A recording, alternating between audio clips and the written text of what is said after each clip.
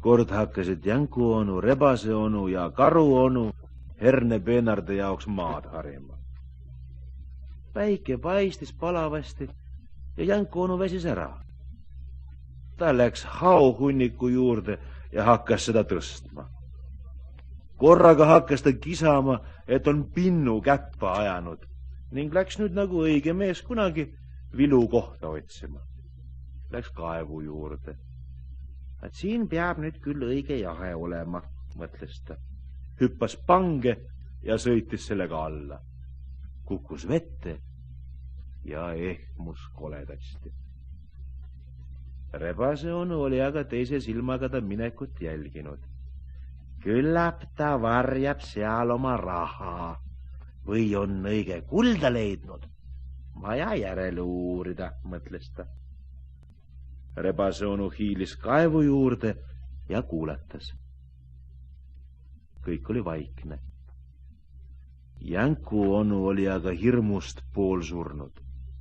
Ta ei julgenud ennast liigutadagi, kartes, et pang ümber läheb. Korraga hüüab Rebase onu. Hei, Jänku onu, mis sa teed seal? Mina või? Kalu püüan. Ma tahtsin lõunaks kalasuppi keeta. Oi, kui toredaid ahvenaid siin on, Rebase onu. Oled palju, Jänku onu? Kole palju, kogu vesi kihab. Kui sa ometi mulle appi tuleksid, Rebase onu. Rebase onu, hüppa pange ja sõida nagu tõllaga alla. Jänku onu jutt oli nii veenev, et Rebane ilma mõtlemata pange kargas. Ning alla sõites tiris ta Jänku onu üles, kuna see oli kergem. Kui nad poolel teel kohtusid, laskis Jänku onu laulu lahti. Ära sa seal ära upu, ümber mine, sisse kuku. Üles jõudes hüppas Jänku onu pangest välja ja jooksis peremehele rääkima, et Rebase onu on kaevu roninud ning solgib seal vett.